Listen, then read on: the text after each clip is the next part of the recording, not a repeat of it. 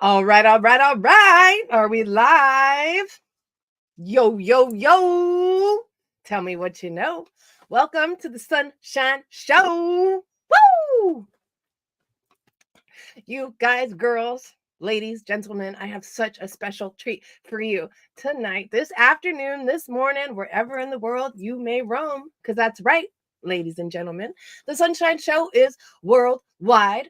I want to give a special thanks to Bass Players United for allowing us to stream on their platform, and Sunshine and the Bass Kids. All right, guys, I have the most amazing guest for you. I have the one and only, the most amazing, the most fabulous, the most phenomenal, the most Pastorius of them all. I got David Pastorius in the house. How What's you up, doing? David? How you doing? Good. How are you? Okay, I feel like I mispronounced your last name. Give me the correct pronunciation. Pastorius. Pastorius. All right, the most Pastorius, yeah. Pastorius of them all. What's up, David? It's good to see you. Good. How are you doing? I'm good. It's been a Good. minute. I think this is about the third or fourth time you've been on Yeah. the show, and I'm so excited to get caught up because it's been about a year since the last time that we've had a chat. Yep. Something like that. I think so. Awesome. So, for everybody at home who may not know who you are, give us a brief introduction. Uh, my name's David. I'm a bass player. I play bass currently for Pat Travers' band. I have my own band called Local 518, and I recently joined a new band called Zetamore that I'm playing bass with, and they're pretty cool. I sent you the links at some point. Hopefully, you can throw them up. But yeah.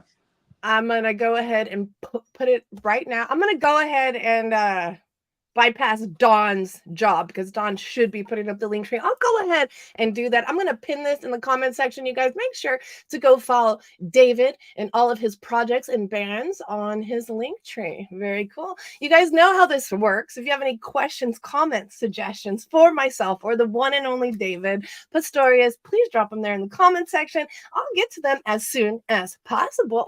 We got Gabriel Walker in the house. We got Daniel Bayanez. We got Mike Torin, all the way from Canada. We got Cayo Gonzalez from Mexico. What did I say? We're worldwide here, baby.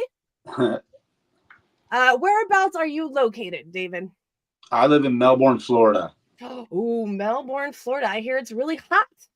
Yeah, it was hot today. It's the east coast of Florida, like midway between Jacksonville and Miami. I read an article today that said Florida has now become the most expensive state to live in, which really shocked me because I thought California was the most expensive. Really? Wow. I would definitely guess California over Florida. I don't know. That's crazy. Yeah, I thought the same thing. All right, David. So you know the routine. How long have you been playing? Let's hear a little bit about the backstory. I've been playing bass since 15 years old, 47. So do the math on that. Was it Don, you do the math. Let us 32? know. 32 years. 32 years. So yeah. 32 years. And I know the story, but I want to hear it one more time. Oh, How'd you pick up the bass? well, yeah. Everybody assumes, and I've told me, but most people would assume that had something to do with Jocko, but I honestly did not. Jocko passed when I was 10. I started at 15. What it was, I had a buddy, Sam Griffith, one of my buddies in school. After school one day, I went to his house, and I didn't even know he played bass. And he pulled his bass out of a closet, and he started playing the Chili Peppers version of Higher Ground. And I was like, dude, that's awesome. What instrument is that? And he was like, that's a bass, you idiot. That's what your uncle played. And I'm like, that's what he played? And then I was like, so it was originally Sam, my buddy Sam, guys like Flea, Robert Trujillo, Les Claypool. That's more like where I immediate, influences were. But of course, Jocko is an influence too now, but not initially. I'm kind of glad it went that way. Sure. Now, I also have seen that you've done a few like Jocko tribute songs, or I saw one track that you were on. Yeah, no, I did something years ago. It was the Jocko Big Band, or Peter Graves Orchestra. Yeah, and they basically they brought in different bass players to cover different songs of his, and I played Opus Pocus, a Jocko tune. And it's on, the Jocko Pastorius Big Band CD. Jocko Pastorius Big Band Revisited CD that I played on, yeah. Now, how difficult was it for you to learn that material? It was kind of a challenge, but it was I wish I could go record it now. I feel like I would play it better now, but it came out all right back in the day. I mean, I forget how long ago that was. I was probably, what was it? I'm guessing I was probably like still late 20s. So it was years ago. Wow. Yeah, very cool. So when I was doing the promo, I was looking up all, the different tracks under your name, and that was one Mhm. in particular that got pulled up. And I was like, that's really cool because, playing, funk or slap is a lot different than playing jazz. Yeah. Well, Jocko, the thing about Jocko, which I think that most people don't realize, I feel like Jocko's strength, he was like an R&B bass player that played jazz. He's like a Okay. rock R&B guy playing jazz. That's the way I kind of feel about Jocko's playing, which I think a lot of people miss. Ah, He had very jazz nice. chops, obviously, but yeah, he had a very rock R&B approach to it.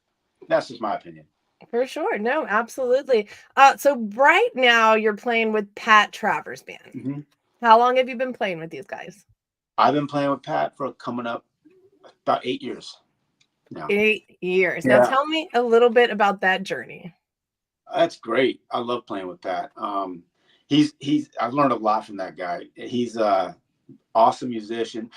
He's also very laid back and very willing to jam and take chances on stage, which is really refreshing. It's cool. You know what I mean? Like he's just like, it's hit and miss sometimes, but that's the beauty of playing music live. But we have the songs we play, but a lot of times we'll just launch into like jams on stage and stuff. And Ah, yeah, like it's really cool. like open jam. Yeah, which is like some of my favorite stuff to do. I love doing that. Matter of fact, the first time, it's funny, that's the first time I played with Pat. I knew I was going to try out for him, but me being an idiot, I assumed he was like, I was like, oh, Pat Travers, he's just like a blues guy. Cool, I got this. And like 2 days before like my first rehearsal with him, I decided to like check out some of his stuff, and it was not at all straight. Wait, It was like progressive, like 70s rock progressive kind of, and it was a lot more complicated. It was a lot more complicated than I thought it would be. So what I did was I ended up trying to learn like "Getting Better" is one of the songs. I tried to learn that the best I could. Just picked one, so I could at least show him that. And we ended up getting to practice. He didn't want to play any songs. He just wanted to jam. So I was like, "Cool."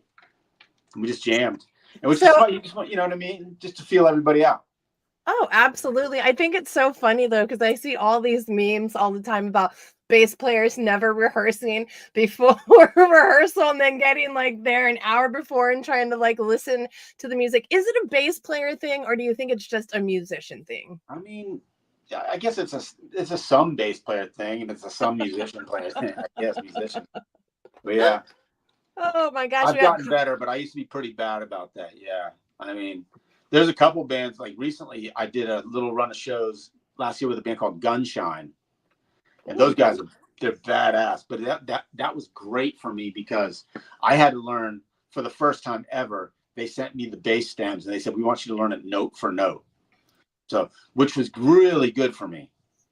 You know what I mean? To have to do that.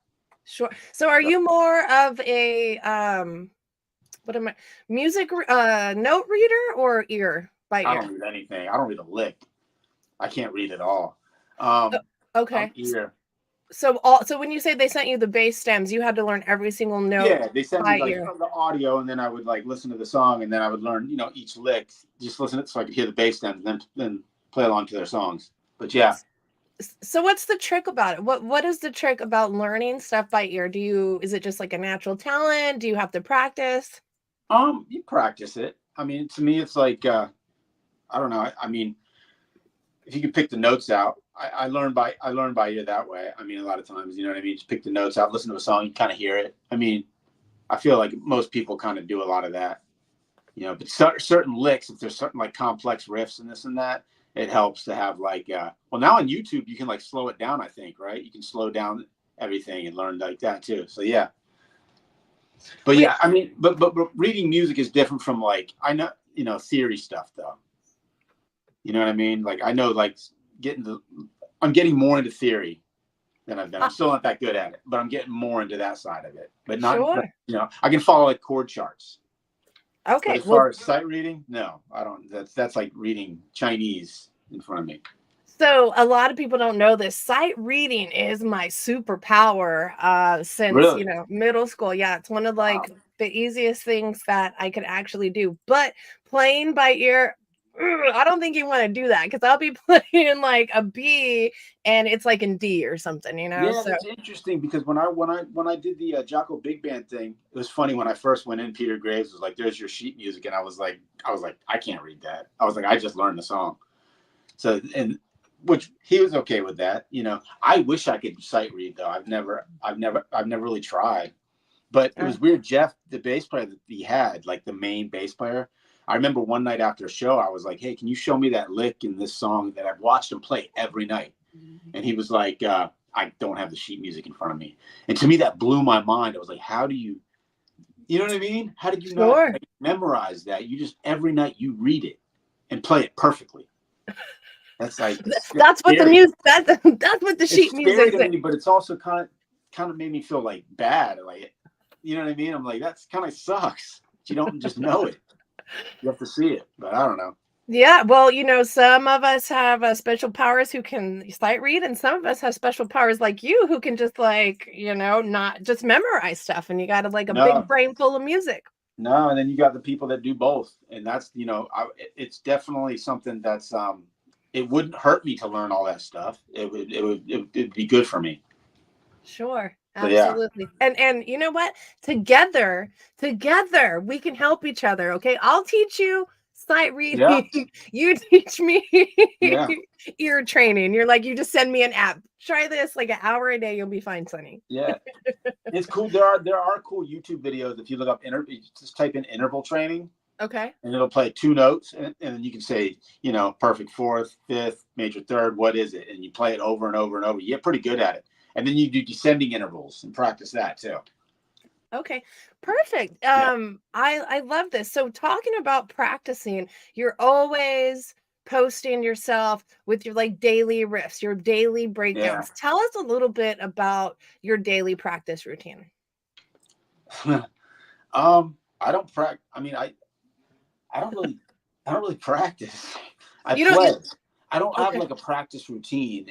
Unfortunately, like like I said, it would do me good to sit down and practice more scales or running certain things. But most times when I pick up the bass, I'm just trying to come up with a riff or learn a song or just jam, which is good too. Mhm. But I definitely, it would be good for me to start getting into, you know, actual routines of practicing. But But yeah, it is a everyday thing, right? You actually pick up your bass every day and play yeah, like sometimes, I mean, I would say most days. There's times when I'll go like, I have times when I go like maybe a week without touching it though. Yeah. Yeah, there's times when I do that. And sometimes that's the best practice you can have is getting away from it. Like seriously. that makes sense. I went to school with this guy who practiced piano 8 hours a day, and he actually went crazy, ran away to Amsterdam, and his parents had to go find him because he literally went crazy from overtraining. He Yeah. played at Carnegie Hall, he did the whole thing, but Wow. everything in, somewhat moderation, even if you're like an amazing musician, you do Hmm. have to take a break and just sort of process things sometimes. Yeah, there's like other things in life, you know, Like just other things, whatever that is. alligators in Florida, or do you guys have crocodiles? Yeah, we got alligators here. My favorite Florida story. I can't remember who I was interviewing, but they're like they legit threw an alligator through like the McDonald's drive-through window, Yeesh, and I thought that was quite Floridian of them. that's crazy. All right, so let's play a little bit of bass. I'm pretty sure everybody wants to see a little bit of you playing the Okay. bass. We're live on Bass Players United. We're live on Sunshine and the Bass Kids. We're live on YouTube. You guys, thank you all for being here with us. If you have any questions, comments, suggestions, drop them there in the comment section. David, I'm going to let you just kind of break down, take it over for a little bit. I'll be here when you're ready to talk. Yeah, I just got this it's a signature bass that was made for me. Put it with it's got like a tremolo on it. I'm really digging this, and it plays great. It's a Valkenberg. I just call it the proto bass, so they put it right there instead of David Pastorius proto bass signature model by Valkenberg guitars. But yeah, I can just jam on it a little bit.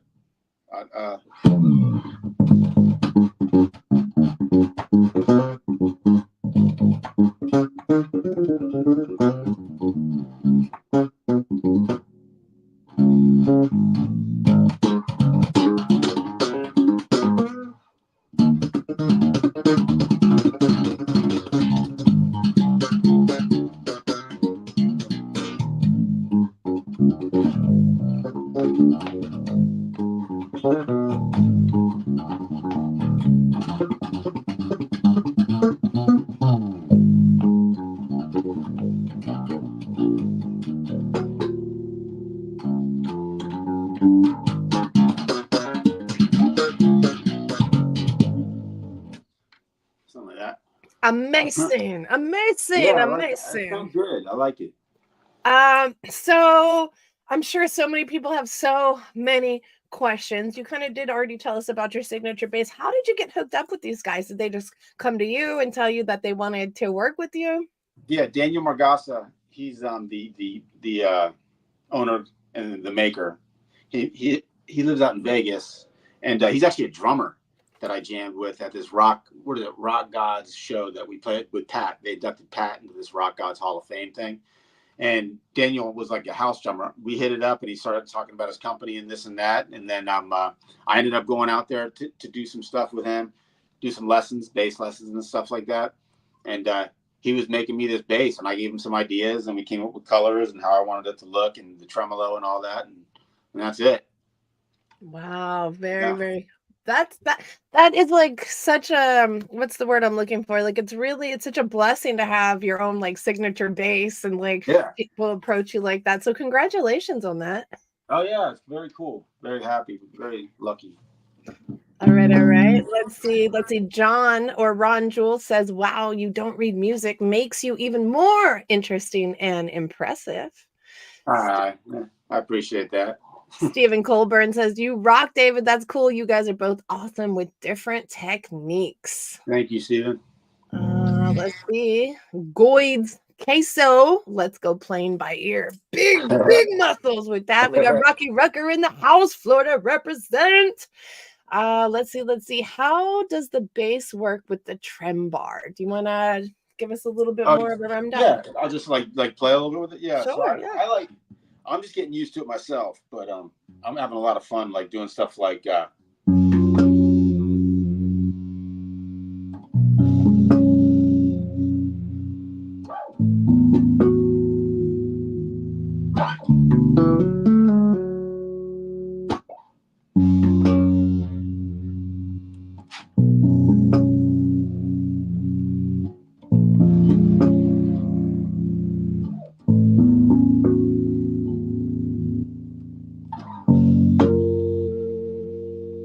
Kind of stuff like that. That's super cool. Yeah.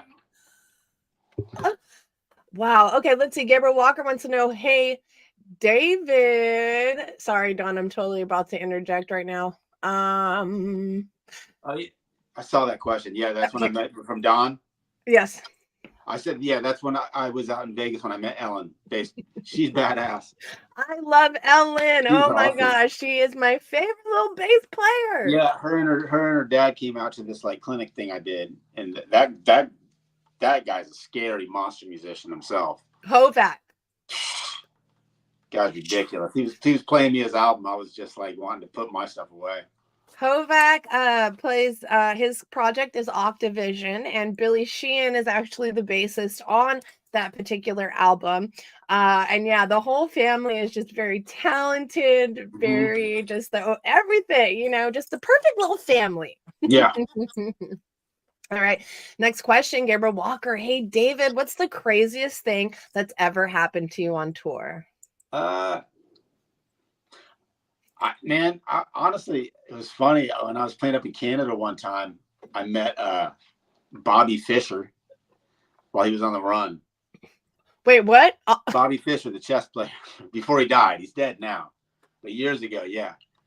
It was weird because I was playing. It was a Steve Thorpe Blues Orchestra I played with, blues gig, and we were up in New Brunswick, Canada, Fredericton, New Brunswick, and there was a bar called Bugaboo Creek that we were playing in, and yeah, that's a weird name, but yeah, Bugaboo.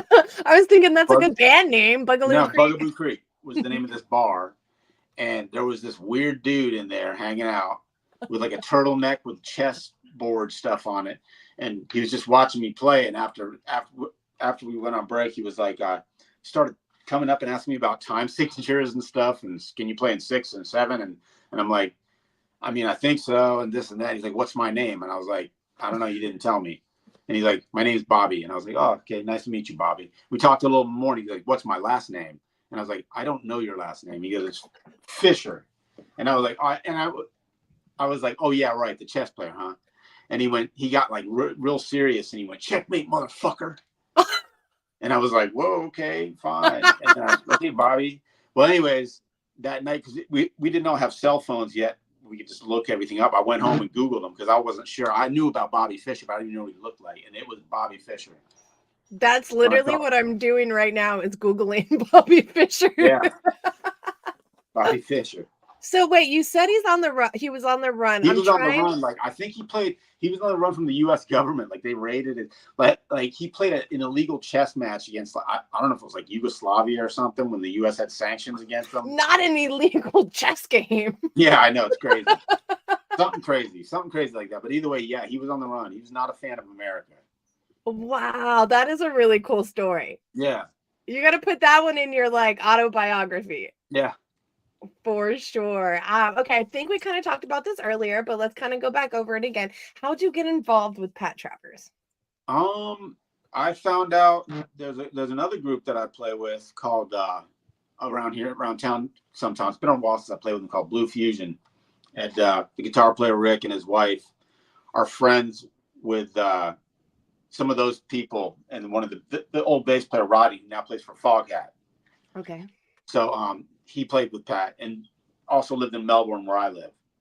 But apparently Rhonda found out through the grapevine that Rodney got the gig in Foghat. So she called me and she was like, hey, just FYI that Pat's going to be looking for a bass player because Rodney's leaving.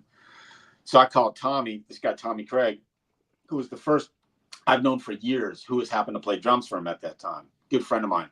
And I was like, hey, get me a tryout. And that's what happened.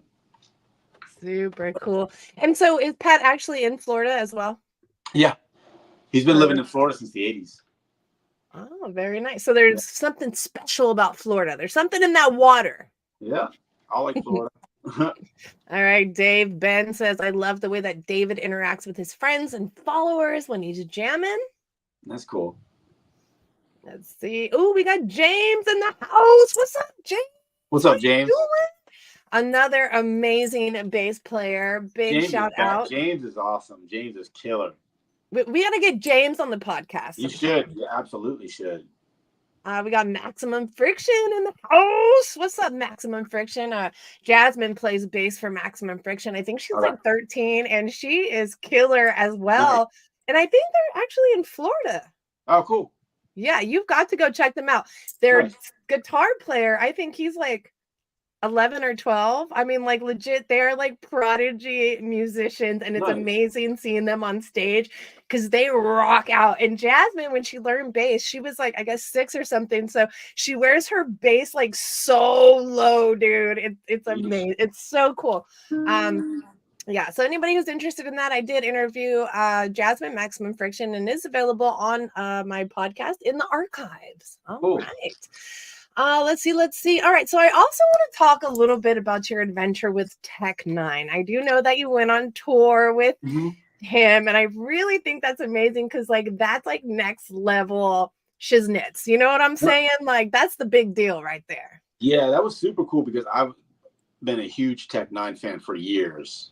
And I sought that out, which is really cool that it kind of happened. My buddy Brendan, who owns Studio 101, which is where we recorded the last Pat album, all the local 518 my bands that I've been recording it for years. He's done a lot. So I remember like I told Brendan that I had this idea to cover a Tech Nine song, but I wanted to follow Tech's voice because he has that, Yeah. And honestly, because I used to say that, honestly, his like style influenced my bass playing, like literally, lyrically, but that kind of, that. Oh yeah. Stuff. I figured there's a song that's called Questions that I wanted to cover, but instead of playing the bass line, I was going to just try to follow his voice. Like, and this was a while ago. So Brendan thought it was a good idea, and it was funny because I remember that one night I was about to leave the studio. He's like, "Hey, let's record that." And I was like, nah, maybe we'll do it some other time. And he's like, yeah, you could leave and go out tonight. You can stay here and change your life. And he said it as a joke. And I was like, I'll stay here and I'll record this. And then flash forward. So I did that. And I sent actually Robert Trujillo hooked that up. So I sent after I did the audio, I sent it to Robert to check out. I was like, hey, what do you think of this? He's like, this is awesome. And I was like, yeah, it's this guy Tech Nine. I'm trying to find out how to get in touch with him. And Robert was like, didn't know much about him at the time. So I sent him a bunch of stuff, and I sent him because recently at that point, Tech Nine was doing his album that he did with Ross Robinson, you know, the metal producer out in California. Uh-huh. So I told Robert that, and Robert's like, "Wait, did you say Ross Robinson?" And I'm like, "Yeah." He goes, "That's my neighbor." Wait, what? Yeah, that's what he said. He said, "That's my neighbor." He's like, "No problem." He's like, "Just I'll get Tech to hear this." So then, like a week or so later, I noticed on Facebook he's sharing my videos and stuff, and I was like so excited. And then a couple months later, Travis, the president of Strange Music, called, said they were putting a band together, and asked if I wanted to play. Dude, and then my first show with Tech Nine was we opened for Slipknot at Knotfest. That was the first what? Time. Yeah. Dude, Yeah. I'm really excited about this. I love Slipknot, Tech Nine, dude. That is like next level. But hi, Rachel, I love you. Thank you for hanging out with us. That is like next level. Like it was fun. You know how long were you on tour with them for? I did. I think was it 3 different tours. The first one was like a short run. We did like 14 days. Then we did what is it? We did 63 shows in like 66 days. It was crazy. Yeah, that was awesome. That was a lot. And it's got to just be like high energy too. The whole thing's got to be just like high energy. So talk about your stage presence while you were in that band. I want to know about it. That was pretty boring. No, I'm just the way I am. You know what I mean? I wasn't like jumping around or nothing. I was still just being me. So was the band more of like just like the background or whatever in Tech, and everybody else is like? No, see, that's the one thing that's kind of crazy. It was super fun and I loved doing it, but it was like I literally, after every show, if you hang out and go out in the crowd, no one noticed you. Like the lights were on Tech and Chris Calico, and and they're like you'd have like fog in the background. I remember people coming up being like, "Hey, did you catch the show?" I'd be like, "Yeah, I caught the show. It was awesome. Great." And so is that something that you still is that something that maybe you'll still be involved in later? I would love to jam with Tech. I would love to jam on some more stuff with them. Maybe even in the studio, record some stuff. Sure. What was that one song, Fragile? Mm-hmm. I really like, But yeah. That was the whole thing. Yeah, I would start singing, but then we would lose our entire audience. We don't want to do that right now. Yeah, something like that. It was so sick with the violins and like the whole thing. I love how he merged like a couple of different, for me, it felt like a couple of different genres to sort of create his own. And I'm super, super about that. Let me see really quick. Maximum Friction, just to clarify, Jasmine's 15, Jaden's 13, the drummer is 18. They'll be opening for Joey Belladonna in August. Very cool. You guys make sure to go catch that show if you're in Florida. All right, let's see. Daniel Bayanez, any collaboration artists you're hoping to get to work with soon? Man, Mike Patton, I would love to work with. That's what I want to record with. Oh, that's like my hero. Dude, like, that would be okay. Cool. That might even like top Tech Nine. Yeah. Well, no, or not. It's awesome. No, I agree. But nothing against Tech. Tech's amazing. Tell me your favorite Mike Patton project. No, Mr. Bungle. Oh my God! Yeah. Squeeze Me Macaroni. Yep. You hear me? That album. I tell people that's the most important album I ever heard in my life. Was because right after I started playing bass, a buddy of mine turned me onto that album. And back then, I remember having the Walkman with tapes. Yeah. And I like melted like 5 tapes, probably listening to that thing over and over and over and over.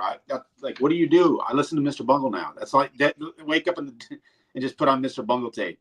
It's so good. The first band I was in, we covered the Squeeze Me Macaroni, and that's kind of how I got familiar with Mr. Bungle. And there's like no looking back, and everything he does is just with such integrity and so different. And I really think that's what sets him apart from everything else, Yeah. And Faith No More is great too. Who's that? Faith No More is great too. Oh, I love Faith No More. Yeah, awesome. That's one of my favorite bands. What and Pussifer? That's a really good one. Tomahawk's great. Tomahawk. And what's the newest one? No, Pussifer's the one where he comes out with the makeup and the whole thing. There's I'm not sure who that is. Is that the Tool guy or is that Mike Patton? Oh shit, that is the Tool guy. I think. I Yeah, don't know I if know. I know anybody. Tomahawk. Peeping Tom was great. Peeping Tom, Yeah, dude. Peeping Tom. The single that he did with Nora Jones on that Yeah, one album with the little dude. Oh, so and then good. no, the last track on that album he did with Dub Trio with the bass player Stewie Brooks. Okay, That very guy, cool. that guy's a badass. And All right. Stewie Brooks plays with like Danny Elfman, plays with like Modest Yahoo, fills in with Sublime, plays with he's killer. That, oh yeah, And Mike that is Beck. very cool. You guys are hanging out with me, your host, Sunny C, and the one and only David P on the Sunshine Show. If you guys have any questions, comments, suggestions, drop them there in the chat box. We got Scott Weiss from Underground Roots Clothing. What's up, Scott? How you doing? Mm-hmm. All right, very cool. So we've talked a little bit. Oh, Steven says he is the Tool guy. Okay, well, my fault. Yeah, the Tool guy. What's his name? Maynard Ferguson. Maynard. Oh, it is Maynard. Yeah, that puts Yeah, it on is the Maynard. lipstick and everything. That's fine. That's fine. All right, David. So let's talk about this new band that you're jamming with. Zeddemore. All right, tell me a little bit about this. Actually, it's funny. Alex Petrosky, the drummer for Local 518 and Pat Travers now, he's playing some shows, is also the drummer in Zeddemore. Okay. So right off the bat, me and him have been playing together for years. So we're locked in and tight. And the guitar player, what is it, a 5-piece? Man, hold on, I'm stupid. 1, 2, 3, 4. Yeah, First 5 of all, we will not allow you to talk about yourself that bass. way. So hold on, bass, drums, guitar, vocal. Yeah, 5-piece. So there's keyboard, guitar, drums, vocal, bass. And John Bridges is the guitar player, great player, songwriter. Bradley, vocalist. Brendan on keys. Alex Petrosky, drums, and then me on bass. And they're all original tunes that I had to learn. So I'm looking forward to writing with them. And what's the genre? I would say I would say, alternative rock. It's got a little bit of a pop element to it, though. It's really cool, sellable. It's good, but it's real. I like that. I like that a lot. It's good and it's real and it's sellable. All three of those things are very important. Yeah. James says y'all should definitely hit up David for virtual lessons. He can play and teach any style and is a great hang. Thank you. Yes, please do. All right, you ready for the tough questions now, David? I guess. All right, your uncle Jaco Pastorius is often regarded as one of the greatest bassists of all time. What lessons or advice did he impart on you? Obviously, none, because you were born before he passed. I didn't start. Yeah, he passed when I was 10, but I didn't touch a bass till I was 15. Got you. But how has his legacy influenced your approach to music, if at all? No, it's definitely influenced me. He's crazy because it's like his influence is so strong on like musicians that like there's bass players now that sound just like him that have never heard of him because they're copying someone that sounded just like him. Sure. It's crazy. Like that kind of that level of influence that he's had. And I mean he's scary. That guy was scary. I mean, style wise, the other thing about Jaco, beyond all his playing ability, he was a songwriter. That's like his main strength, is his ability to arrange and compose, and that to me was untouched. Untouchable. Yeah. All right. Your solo work showcases your versatility as a bassist. What challenges and rewards come with stepping into the spotlight as a solo artist, David? Say that again. I'm sorry. Okay. What talent? Say it. Your solo work showcases your versatility as a bassist. What challenges and rewards come with stepping into the spotlight as a solo artist? I mean, I guess with my original band, I don't really feel like a solo artist up there. I kind of feel like it is a full band of stuff. And there's a lot of my songs where it's like, I'm happy writing stuff like music where the bass could be riding one note if I need to, believe it or not. It's like, I'm happy I'm playing stuff like that too. As long as it's what sounds best for the music, believe it or not. Some people who don't believe that because I'm Well, right pretty here, like big. on my head, still I'm like, Yeah, but no, I really do. Like I tell people all the time, don't worry, I play bass too. So it's okay. All right, let's see. Your band, Local 518, Mhm. has gained significant attention. What inspired its formation and what sets it apart from other musical projects you've been involved in? Um, it's just me. It's funny. Alex Petrosky is the drummer. Albrador, the guitar player, I've been playing with for that man. I think it was like 2007 when we went to Japan. That's a long time ago. So we've been together for a long time, and prior to that, we were playing. But I met Al first, the guitar player, and he came out to a jam night. And originally, I just started going down to play gigs with him. We were doing like regular 4-hour bar gigs, doing like Jimmy Buffett covers and stuff like that, or like the Doors and all this stuff. But the way me and Al like we work together because it's like all these songs we'd be playing on, we'd start improv jamming in the middle of them and turning into these jams, and then those would turn into little riffs, which would turn into songs. And flash forward, it's the formation of an original band. It's weird how that kind of happened, but yeah. The universe. Yeah, but I've been playing with Al for years, and I mean, what sets it apart is, I don't know. I feel like It's okay to say you. It's okay to, no, to say that. no. I feel like it's no, not even that. I dig it because it's like people will call it like jazzy, fusiony, or progressive, but to me, it's definitely a lot more raw. It's not overproduced at all, which is awesome. I like that. It's just so Very important. yeah. Right. Next question, Gabriel Walker. Hey, David, what's the biggest crowd you've ever played for? And tell us about that show. I think that would be my first show with Tech Nine. That was I think it was 60,000 at Knotfest. So that was like baptism by fire for that. Holy! Yeah, it was cool. Wow. Yeah, I've only played for 20,000. I couldn't imagine triple that. well, it's 60,000. weird. It's almost like it's like surreal when you look out there. But I remember, it's like first of all, I don't really get nervous playing bass on stage. If I had to talk into a mic, I'd be petrified, or sing. I don't do that. But as far as playing bass, I've been probably a little more nervous playing for smaller crowds. When you play for that many people, it's just kind of weird. It's like, it's different for some reason. I don't know what that is. Then if you're playing for a room of like 10 people sitting there. Because it's like more intimate, right? And you almost have to like look into their eyes, even though you're not looking in their eyes. You're like looking like right here at the third eye, and they think you're looking at them, but you're really not. At least that's like the trick that I learned. Let's see. Gabriel says the biggest show was 75,000. That's cool, my man. I also never get nervous when I play live.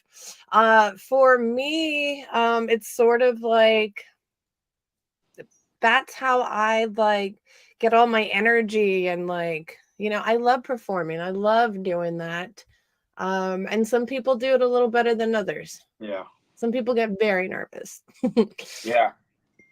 All right, sorry, somebody keeps texting me, so if you keep hearing them dings, that's my girl Carissa, and she's just texting away. Love you, Carissa. Mm-hmm. All right, as a bass player, what techniques or gear do you find indispensable to your sound? Techniques, obviously I do a lot of slapping, tapping. I like low action. I don't really use much pedals or nothing like that. I don't use any pedals. I just plug in and kind of go. I'm getting used to this thing. This thing is a lot of fun, but I don't, it's not a necessity right now. But yeah. Could you like break down one of your techniques for us? I mean, yeah, maybe like just slapping, or just something like, I mean, sure, I could do something. I do like I like mixing up a lot of like one line where it'll be like slap and tap together. You know what I mean? Like I have one. I showed it the other day. I was like so I was like.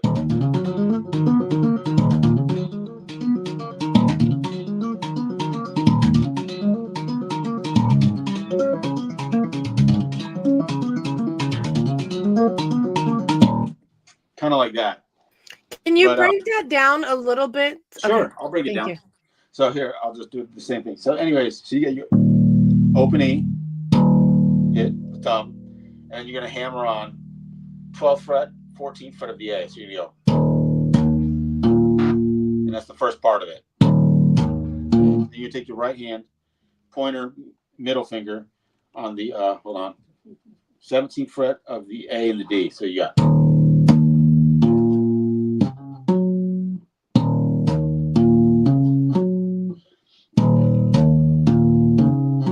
And that's the first part. And you're going to do 12 to 14 on the G string.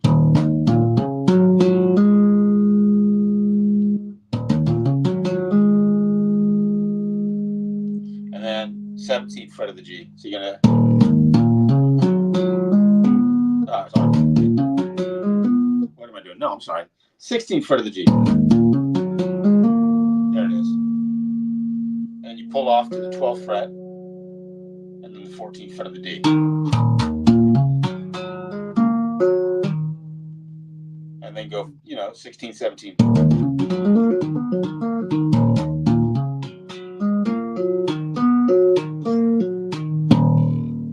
of like that. So whoever masters that first and sends me a video of you doing that will get a free sticker pack from the Sunshine Show, and maybe I'll include a little bit of some David Pastorius goodies in there. That's amazing. So play it fast for us. 2 more. Oh, okay. I'll try to do the whole bit. Oh, too loud.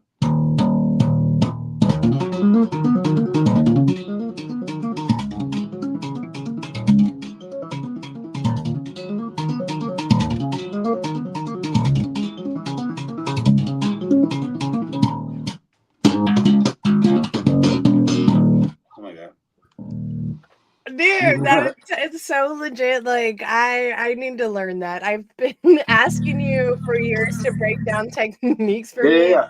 I really need to learn them myself. Okay. And then there's the other one, that squeaky thing. Oh, the squeaky. So it's just like I go.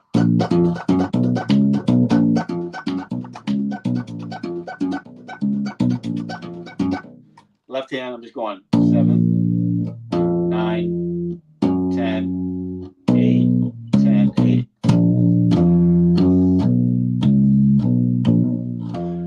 And I'm literally just pushing the string off the neck. So I'm going.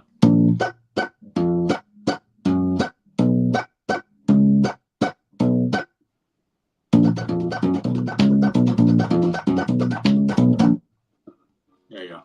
That is so cool. Now that little it sounds like a little squeaky dog. Is that like something that you came up with? Is it something that's like originated over time? It's something I feel like I started doing it my way, but originally I heard it, the sound, and was Victor Wooten. I saw him doing something where he was playing and he hit the string so hard he did that or something like that on a video. I forget what it was. And I just started going, and then putting,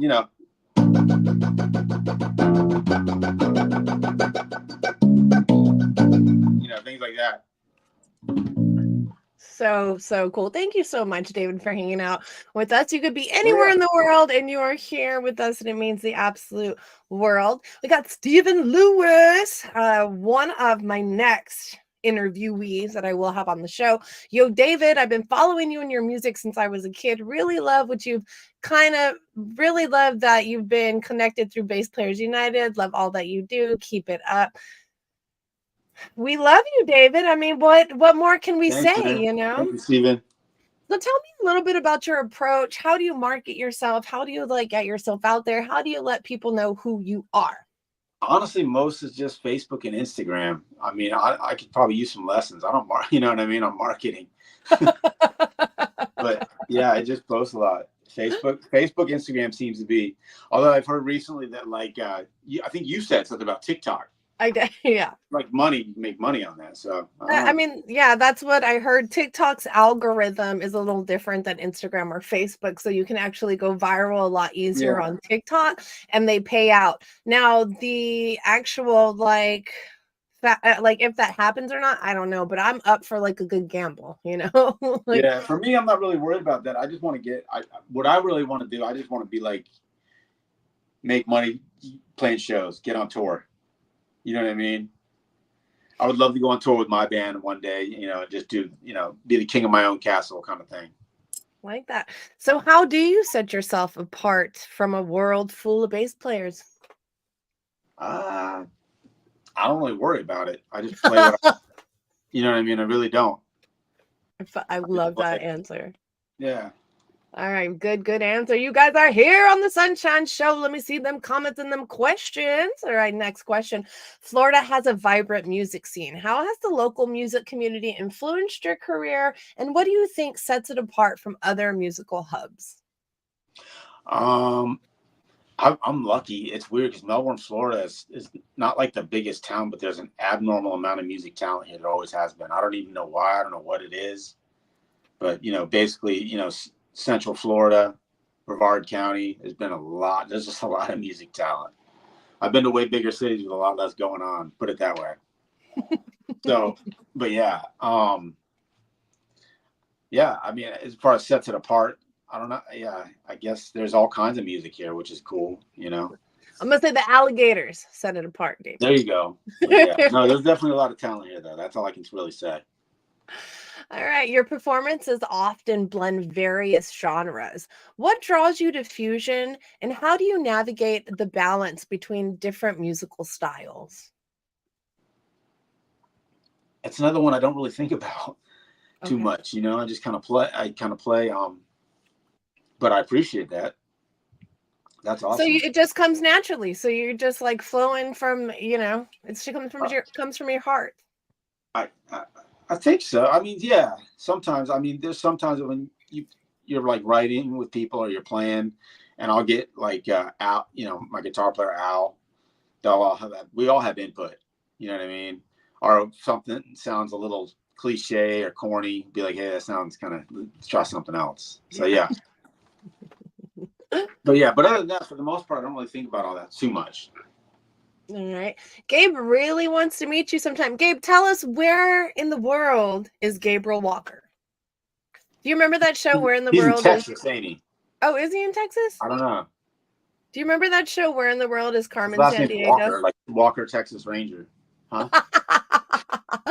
Do you remember that show, Where in the World is Carmen Sandiego? Yeah. Where in the world? Yeah, all right. Where in the world is Gabriel Walker? Let's see. What's your rig setup? Let's talk about this. My rig setup is well, I have a Roland keyboard practice, little tiny keyboard practice amp that I'm playing through right now, but that's not like a rig. I need to get my amp fixed actually. Right now, I currently am not. I don't. What like when I play with Pat, there's usually a backline. So for years, I've been using mostly just backline rigs, whatever the house has or whatever they provide for the venue. Which my favorite, I love it when I show up and there's an 8, the Ampeg 810. I love me a good Ampeg 810. Yeah. Are you not? Do you not have a amp endorser? Are you not endorsed by Phil amp? Jones? I'm not technically. No. Phil Jones gave me an amp. Phil Jones bass amps. Okay. But there's something I need to get repaired on it, so it's not working. It's out of commission at the time. So what you're saying is we need to get you a sponsorship with Ampeg. I would love that. Okay. Ampeg, we're putting it out there in the universe. That'd be awesome. All right. Steven says, if I lose you guys, I just want to tell David he's a huge inspiration. And Sunshine, come on, beats and beautiful, love you. Steven, thank you so much for hanging out. I really appreciate you. That is appreciate it. Amazing. Appreciate all of you so much. We got Christian Camacho in the building. We are live on YouTube, on Facebook, on Twitch, on all the platforms. We're about to start wrapping this up in about 10 minutes. So if you guys have any last minute questions, comments, suggestions, drop them there in the comment section. I want to talk about what you are, what's going on in like the near future. Are you playing multiple gigs with like multiple bands? Tomorrow we're actually playing. We're opening for Foghat. We're playing with Foghat and Cactus. Pat Travers' band is, and that's at the Ruth Eckert Hall in Clearwater, Florida. And then man, I don't remember the date. I have a show with Zeddemore coming up at a place called Captain Hiram's in July. I'm not sure of the date. If any of those guys are watching, type it in. Drop it in the comments. Yeah. But yeah, just gigging. I want to start rehearsing more with my band and get some shows too. Local 518. So, but mainly Pat is the main thing right now. So Local 518 is instrumental. Mm-hmm. Okay. Yeah. Now, would you ever think about getting a vocalist? What are your thoughts on that? It'd have to be the right one. You know what I mean? Because that would just make the music suffer if it's not the right one. That's what she said. It's got to be the right one.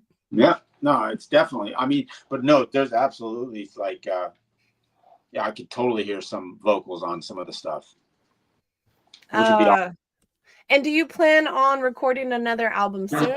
Yeah, definitely. So what does that look like? Are you already preparing the music? It's funny. It's funny because really what I did a couple of weeks ago is I just started going back on my Instagram page and like saving all my clips and being like, oh, you can combine this with this and this and this. I have so much riffs.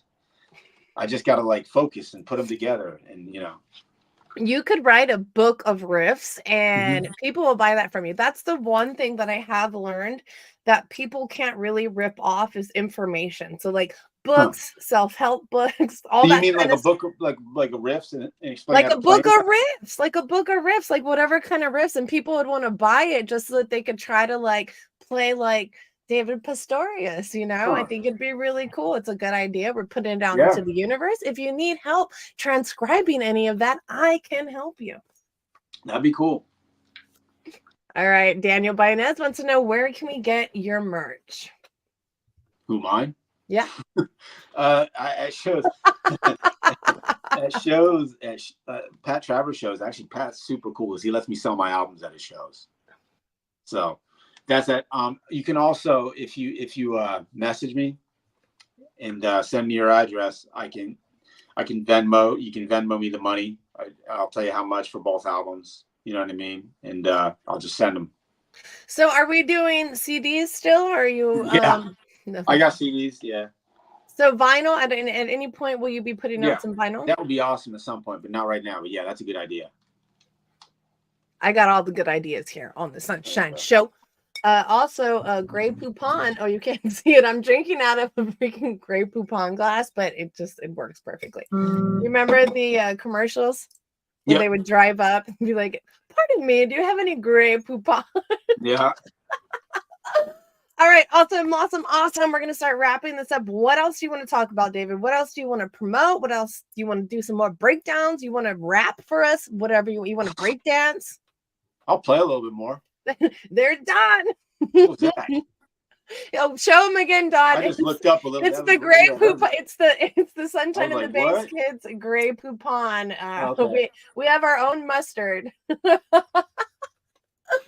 There we go. I love it. I love it. Don down in the basement. We got Willie in the house. He says you hear the music, but you feel the bass. I've also heard that you can't hear the bass until the bass messes up. What do you think about that?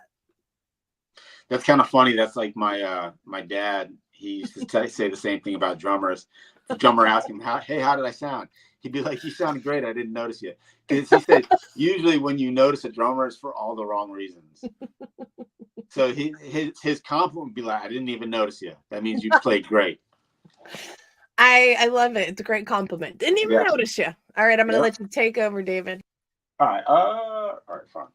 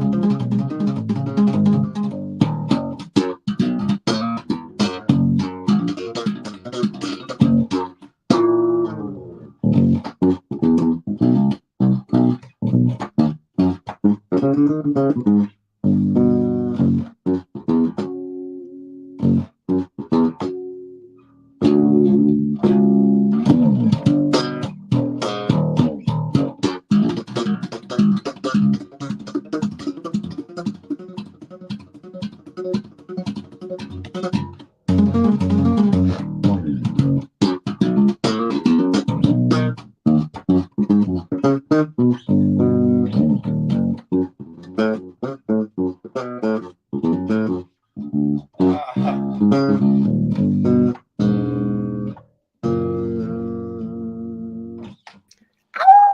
I like that little tremolo there at the end. Yeah, it's weird. It's just trying to hit it at the right time.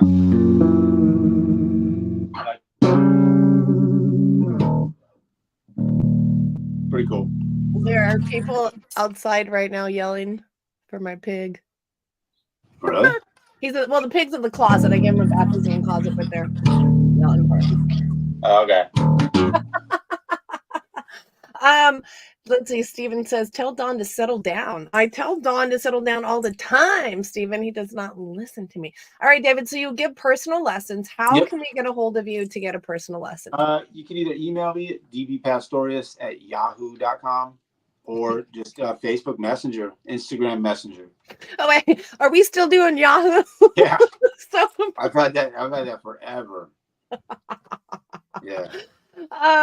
So that was my second email address. That's so far back. I love it though, because we're like hardcore. We're like, what we start with, we're gonna die with the at yahoo.com. I don't know what all the youngsters are using. They may be using Gmail. Yeah, I think so. Yeah. No, it's funny because when I first heard of email, I was like, what? I forget. He was like, you got an email address. I was like, whatever. I made a joke one with a horrible name. And then I remember I went to NAMM conference and someone was giving me the call. Hey, what's your email? And I was like, oh yeah. I was like, I didn't want to say my email name at the time. So then I was like, I got to go make one. So that's when DB Pastorius at Yahoo.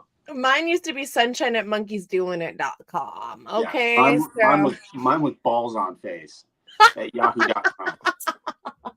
And that's why the guy, it was like some bass rap. It might have been Tony Franklin from Fender, who was like, hey, give me your email. And I was like, I got to get an email address, actually. I'm not going to say that. Okay. We got Willie Dunsmore in the house. I actually did have the pleasure of interviewing Willie as well. So let's just get him caught up. He says, so much pressure to be an amazing bassist with the Pastorius name. Well, this actually is Jaco Pastorius's nephew. So he didn't just make the name up. He actually got blessed and gifted to be born into an amazing musical family and be able to carry on that tradition and that legacy that was like blessed and bestowed upon you. So good luck with that. I like, honestly, that's cool. I appreciate that, but I don't even, it's weird. It doesn't concern me, believe it or not. You know what I mean? Like about filling shoes or stuff like that. I'm just like, I'm filling my own shoes. That's all I'm really concerned with. Well, I mean, when you got it, you got it, you know? I appreciate it. When you got it, you got it. All right, David. So any last words before we get out of here? Thanks everybody checking out, asking questions and hanging out. And yeah, if you're interested in some lessons, hit me up. I think you're putting up the links for different stuff, I think. So yeah, check all that stuff out. His link tree is in the comment section. I did pin it.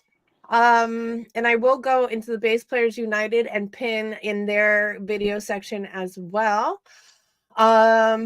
All right, guys. So I guess we're going to start wrapping this up. I appreciate all of you for being here. Actually, one last question I forgot to ask you. What's the best piece of advice that you can give aspiring bassists at home? Keep an open mind. I mean, it's as cliche as that sounds. Seriously, like just be open to all kinds of different music. Don't be an elitist. And have fun. That's the point. Just playing music, like Victor Wooten says. That's why it's called playing music. You know, so yeah, just that. And sometimes the best practice is no practice and getting away from your bass. See, I'm going to clip that one and make it a reel because I think that actually is like really good advice. I've never had that advice in the over 3 years on this show. And I think it really is important because sometimes you do have to step away and you just have to process things. Yep. It's just like when you're in the recording studio and you want to play like the same thing over and over and over because you think you're going to do it better and you're going to do it better and you're going to do it better. No, if you don't have it from the first 3 tries, take a break, come back. Yeah, I was about to say that. If it's like 3 or 4 tries, you ain't getting it. Go outside for 10 minutes or something, or then come back. For sure. Take a dip in the ocean. Yeah, if you're that close to it.